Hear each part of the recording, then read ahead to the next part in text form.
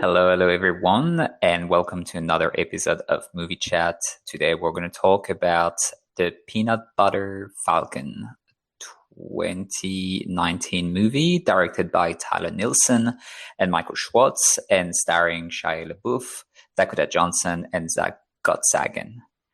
I am a little bit of two minds about this movie, so I think that's going to be an interesting conversation. But maybe we can start with the positive vibe.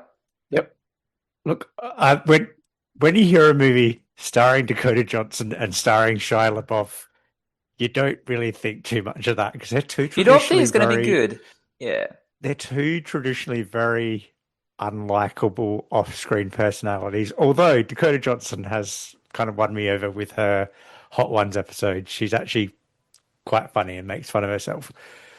But She's they, as a personality, I actually quite like her. I like how yeah, she didn't let Ellen bully her. I don't know if you've yeah, seen right.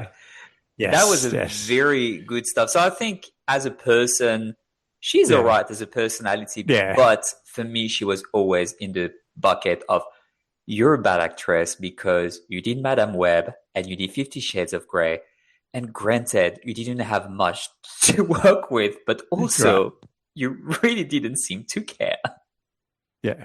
But I really liked them both in this film. Yep. There's definitely ups. There's a couple of downs, and we'll get onto that throughout the conversation. But for what they were given, the screenplay was what I really liked the screenplay, Mm. and I think for uh, what they were given, they both did a very good job in this film. I really liked their performances. Yep. I was really sold on them both. They were both very believable in what they were given. So yeah, I thought this was a hidden gem, and I'm glad I watched it. Yeah, I really like their performances. I mean, for me, that was a bit of a standout of the movie. Yeah, both of them, and even Zach Gottsagen was very good in it. Oh, bless his Um, heart. He did. He was so. yeah. I love. He was so good in it. Just really great. Um, Something else that I really like is the scenery and how it's Yes. the south, of Americana. Yep. It's very typical landscapes, and you really feel it. I mean, I've never really been there, No, but that it same. feels real. It had that Huckleberry Finn kind of vibe, because Yeah, exactly. they're going down the river on that cold rickety kind of rafty thing, and it was just like it had that kind. And you're in the south, but it didn't play did it have the southern? It didn't have southern. Did it have southern score? Was it? I can't. I've watched another film It today was a where lot it of kind of. banjos and stuff. So Yep. yes, Was it was definitely a lot of yeah, the score was very southern, the accents were very southern, and I have to confess something. So this movie was not coming with subtitles, and I struggle a little bit with some of the actors and the southern accents, which I'm really not well. used to. I did as well because there was a couple of that lines where they were saying stuff, and I was like, "Oh, let's go put the subtitles." No subtitles. What I did they just know. say? I also struggled, and English is my first language, so Yeah, I know. I Oh, can only imagine what yeah, give me an an Aussie from the bush. I can go with it. Like, I've been in the country for 20 years, man. But give me somebody from the deep south of the US, I would struggle. So yeah, I usually put subtitles for something that I'm not used to. If it's something coming out of some parts of the UK as well, I would usually put the subtitles on because it's a bit harder for me to comprehend. But this one, I did struggle because the subtitles were not there sometimes. yeah. Um, I want to talk about you've got such a good supporting cast. You've got Thomas Mm, Hayden Church, John yeah, Hawkes. John Hawkes is one of my favorite actors. I think he just friggin' delivers in every film he does. He's so good. John Bernthal, who plays yeah, uh, Shia LaBeouf's brother, who we only really see in his flashback form. Obviously, his character it's very obvious that he's passed away in a car accident, which was caused by Tyler. And so that's how you've got Tyler and you've got Zach, who is the young lad with Down syndrome. They've both met each other at kind of the right time for each other. You know, Tyler he's on the outs with everybody else. Zach wants to kind of go find himself. It possibly there's goods and bads. So it's a little bit unbelievable in this modern time era where these two guys are walking along the kind of the coast of I guess the South. And it's even funny because, you know, they're living kind of life just as they would if it was they had all the freedom in the world. And then Dakota Johnson's character Eleanor goes, "What do you guys read? Living Lord of the Flies?" I love the And I flies, thought yeah. I was actually writing it's feel good, but unrealistic for modern times. As she said that, and I was like, "That is such a good reference." I mean, I didn't even pick that, but yeah, it's such a Yeah. good. But yeah, it was. There's some truly. I almost had a bit of a teardrop at one stage. They're going down the river, and I think Tyler's talking about how it's his birthday, and he's not too sure what he wants. And Zach goes, "I'll give you my birthday wishes." And then Mm-hmm. they give each other a hug, and I'm like, "Oh, this is so beautiful." Because, you know, you've got Zach, who obviously might not have the mindset of an adult man. He's got the mindset of a kid, and he's just such a sweetheart. He's just like, "Oh, you're my best friend. You're now my best friend. I'll give you my birthday wishes." It's like that's such what a kid would do. And it's just like it was just so Yeah. sweet. You know, just like I found that really touching. I Mm. really loved because you know I don't have a great relationship with my own brother, and I don't have many friends that I can really turn to. So I just I really found that quite touching. So Mm. Yeah. No, that was nice. It's a cute movie.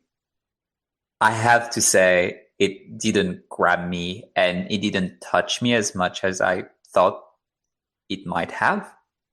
Um, and I think I was thinking about it like over and over. I was like, why didn't it grab me? Because I can't say that this is a bad movie and I can't say that it's doing anything that is blatantly wrong for me not to be grabbed. But thinking and thinking more about it, I think that some of the choices and relationships I didn't find 100% believable. Maybe it was too fast. Maybe it was missing a bit of background information. But why did Tyler and Zach become friends? I mean, it's clear from Zach's point of view, but from Tyler's point of view, at the beginning, he doesn't want anything to do with that Down syndrome guy that just escaped this old people's home. And he changed his mind then because he found out that he's sort of a fugitive, I guess. And yep, then he takes care of him. And I thought, well, that's a bit of a 180 and pretty fast. It's not like he has grown on you or that you have a lot of empathy for him. I, Something didn't fully click on that. But that's not the part that really didn't click for me. The part of Eleanor that is played right, by yep, Dakota Johnson, the way how she turns around and changing her mind yes, is just took me out of yeah, it. And yeah, I thought that she was going to be bad in it, and she's not. She's doing the best she can with what she has to work with, and she makes it work. But coming from, she's working in this old home, old folks home, where she's taking care of Zach because he has been placed here because nowhere else is really appropriate to put him. She goes on a mission to find him because he has escaped, to bring him back. But then he's throwing her keys in the water and she's really changing her mind. The next scene, she's jumping from the rope with right, them and yeah. enjoying it. It's like, how? Yeah, yeah. Why? It's She lets go too quickly because I yeah, made a note of that because you know she's on the little raft with them. She's looking at her watch. She's very by the book. She's very schedule orientated. She's needs to have this is A, B, and C, and we're doing it this way yeah, because this is the way we do it. and then all of a sudden, well, she lets go, and then Yeah, and then they introduce her to joining them too late in the film. It was like half an hour to go, and she's joined them, and then she's rigid and she's by the book, and then one scene later she's letting go, and then she's reveals that she's a widower, yeah, a widow. That's the only inclusion of this conversation where why even include that? That didn't need to be included. Just it just added because we just needed to have an extra layer to her. You could just not have had that, and it would have had the same kind of yeah. It would emotional have impact had. at the end. Yeah, I guess so. You're right. I think they Or sort of reveal, said it because they wanted to set up then the relationship between and Tyler, which yeah, also finish what you were saying, but I'm going to talk about yeah, that too. yeah. Or reveal that. Don't reveal that she's a widow with 25 minutes left of the movie, where Yeah, you've already had all this time between with this interaction between these characters. Reveal it in her first scene. You know, yeah, she's going to work and she's looking at a photo of her and her husband on their wedding day.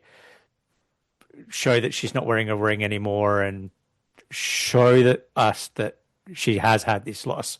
Because if we knew that from the get go, she would have been a more empathetic character.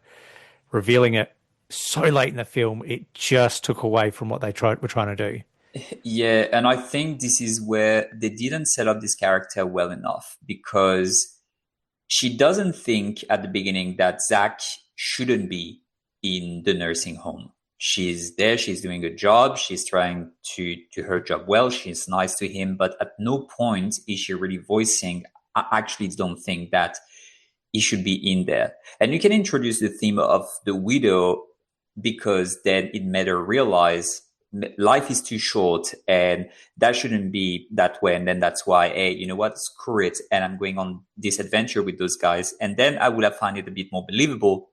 And also after she's sort of on board with this weird road trip and being with them, this is where she gets the call where Zach is actually not going to return to the nursing home. He's going to go to another place, I think, with criminals. And she's got this phone call and she said, well, that's not good. Have this phone call then come beforehand because that would make a motivation of like, I was okay with him being in a nursing home because that's okay and I'm here to take care of him and the people around him really like him and etc. etc. And now it's changing. He's going to be surrounded by criminals. This is really not where he belongs. So I don't want him to go back there. And yet let's hit the road and escape. That would have made a lot more sense, but it's not the order it is coming in the film. And that didn't really click for me. Yeah, it was a little bit too rushed. They